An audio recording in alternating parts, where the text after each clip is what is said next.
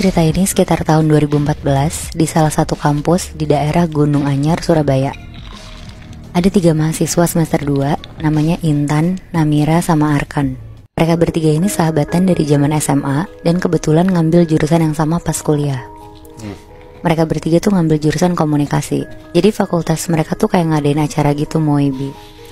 Nah, karena mereka bertiga ikut organisasi, jadinya mereka bertiga tuh jadi super sibuk gitu karena mau ngadain acara musik kampus. Setiap pulang kampus tuh langsung rapat panitia. Kebetulan Intan, Namira, sama Arkan ngurusin acara ini tuh barengan.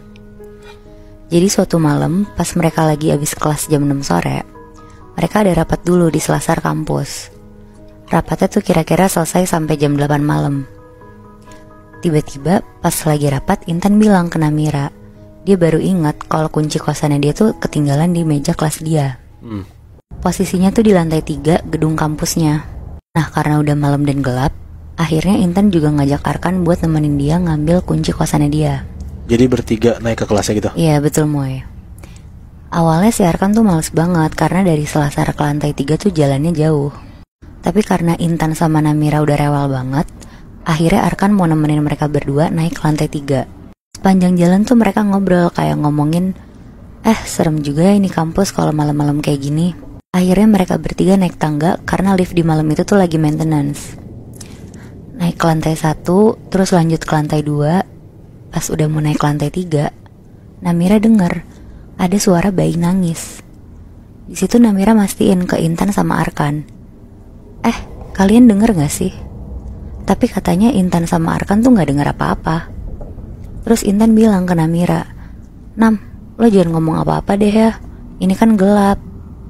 Jadi ternyata Namira tuh emang punya indera keenam. Makanya cuma Namira yang bisa dengar suara bayi nangis itu. Terus udah nih, pas udah ngedeket ke kelas, kali ini mereka bertiga tuh denger dengan jelas banget kayak ada suara gantungan kunci yang sengaja dimainin gitu. Kalian tahu kan suara sekumpulan kunci yang dimainin kayak pasti bunyinya kayak kerincing-kerincing gitu kan? Awalnya mereka tuh mikir, mungkin ini OB-nya kali ya, nemuin kuncinya Intan. Terus diambil, terus disimpan sama OB-nya. Tapi pas mereka bertiga buka pintu kelasnya dan masuk ke dalam, mereka dengar lagi suara kerincing-kerincing itu.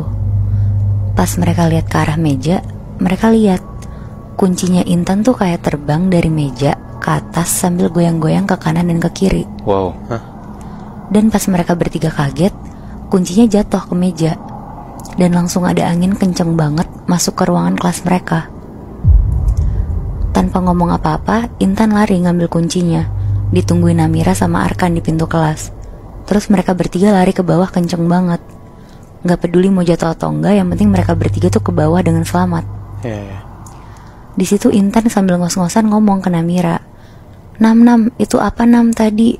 Kenapa kunci gue terbang?" Terus Namira mukanya serius sambil bilang, Udah gak apa-apa, lo lagi apes aja itu, aman kok." Akhirnya setelah mereka ambil kunci, pas balik ke selasar, ternyata rapatnya udah selesai dan mereka semua pulang ke kosan mereka masing-masing. Jadi Intan sama Namira tuh satu kosan tapi beda kamar. Kalau Arkan karena dia cowok dan kosan Intan sama Namira tuh khusus perempuan, jadi dia pisah kosan yang gak terlalu jauh sama mereka.